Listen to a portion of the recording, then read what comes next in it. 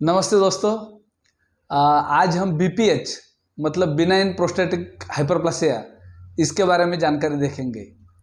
बहुत सारे लोग हैं जो 50 के ऊपर वाले मेल मतलब जेंट्स लोग हैं, उनको ये शिकायत है 50% लोगों को। और जो 80 इयर्स के ओल्ड लोग हैं उनमें जो लगभग 80% लोग हैं जिनको ये शिकायत है। तो दोस्तों, बीपीएच के साथ जीना इतना आसान नहीं रहता, क्योंकि उनकी नींद प्रॉपर नहीं होती, बार बार यूरिन को जाना पड़ता है। जो स्ट्रीम है, धार है यूरिन की, वो बहुत वीक रहती है और एंडिंग में ड्रिबलिंग होता है, थोड़ा बहुत बूंद बूंद जैसी यूरिन आती है। तो बहुत सारा दिक्कत आती है और उनका लाइफस्टाइल या कहाँ घूमना फिरना बहुत मुश्किल हो जाता है। बहुत बार यूरिन की अर्जेंसी रहती है तो ट्रैवलिंग में भी दिक्कत आती है।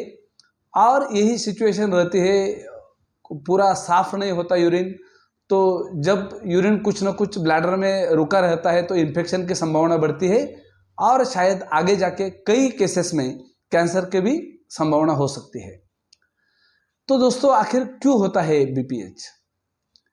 तो प्रोस्टेट जो है हमारे ब्लैडर के नीचे और मूत्रमार्ग उसके अराउंडिंग नेक में एक ऐसा लगभग अखरोट के वालनट के साइज वाला लगभग 20 ग्राम का एक टिश्यू रहता है।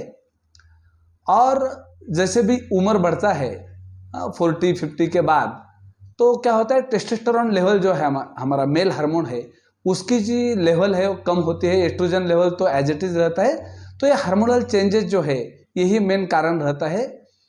इसकी वजह से वो बीपीएच बहुत सारे लोगों को होता है। दूसरी चीज़ है कि बहुत बार लोगों को पेशाब आती है तो लोग समय पे पेशाब करते नहीं, वैसे ही रुके रहते हैं, और ये भी एक कारण रह सकता है। इसके प्रॉपर अगर हम इन्वेस्टिगेशन करना है तो यूएसजी एब्डोमेन पेल्विस करते हैं तो पता चलता है।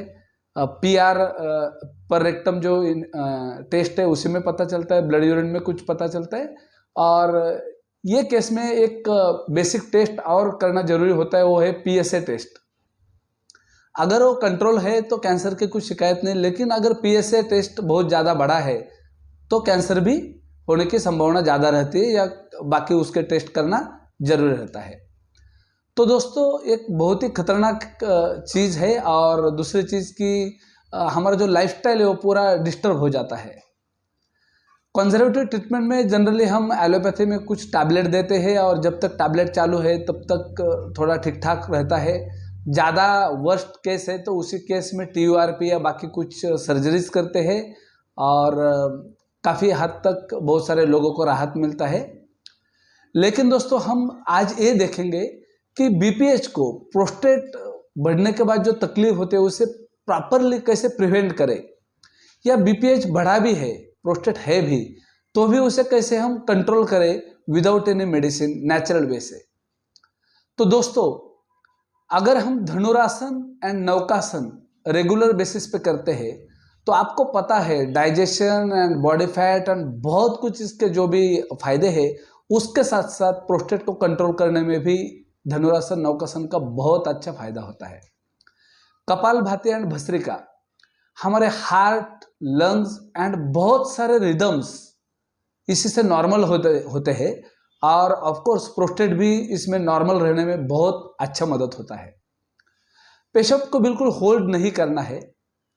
दूसरी चीज़ है कि डबल हाइडिंग। अगर आपको शुरुआत हुई है बीपीएच की तो क्या करना है, पेशाब होने के बाद 2-4 मिनट रुकना है, और 2-4 मिनट के बाद दोबारा एक बार पेशाब को करना है। तो क्या होता है, थोड़ा बहुत तो उसका रेसिड्यू बचा है वो भी निकल जाता है। और एक हम प्रिकॉशन ले सकते हैं कि हमारा जो भी बेड टाइम है उसके कम से कम 2 घंटे पहले हम पानी या कुछ लिक्विड डाइट ना लें, ताकि हमारी नींद डिस्टर्ब ना हो।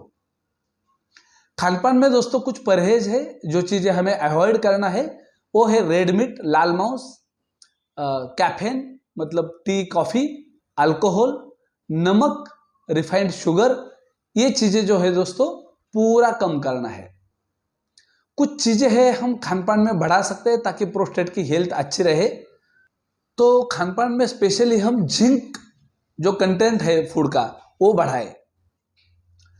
तो स्पेशली रहता है हमारा जो भी तिल रहते हैं, बादाम है, कद्दू के बी, मतलब जो लाल भोपड़ा हमारा रहता है, लाल फलियाँ चौड़ी जो रहती है, तो ये क्या है ना, जिंक रिच फूड है। तो ये हम खाने में बढ़ाए, ये प्रोस्टेट की हेल्थ भी अच्छी रखेगी और हमारी इम्यूनिटी को भी अच्छी रखेगी। लाइकोपिन, आजकल बहुत हम कैंसर पेशेंट को देखते हैं कि लाइकोपिन एंड कर्क्यूमिन दिया जाता है एज ए एंटीऑक्सीडेंट। तो लाइकोपिन हमारे खानपान में मिलता है, जो प्रोस्टेट हेल्थ को बहुत फायदेमंद साबित हुआ है। वो मिलता है हमें टोमेटो में, मेलन मतलब वाटरमेलन है, मस्क मेलन है, इसी में एप्रिकॉट मतलब खुबानी जर्दालू इसमें, एंड पपाया। विटामिन सी एक पावरफुल एंटीऑक्सीडेंट है दोस्तों।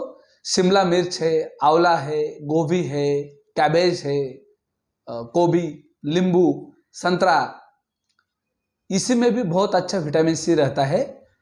एंड वो हमें ओवरऑल इम्यूनिटी के साथ साथ प्रोस्टेट को भी अच्छी हेल्थ देगा।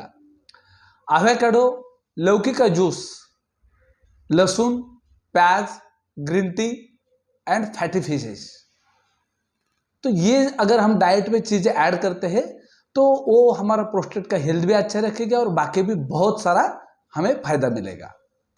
आयुर्वेदिक में हम देखेंगे कि बीपीएच को बहुत अच्छा फायदा देने वाली टैबलेट जो है वो है कांचनार गुग्गुल, सुबह शाम हम 2 लेते हैं। उसके साथ साथ चंद्रप्रभा वटी, जो हमारे बहुत सारे यूरिनरी प्रॉब्लम के ऊपर बहुत अच्छा असर डालती है।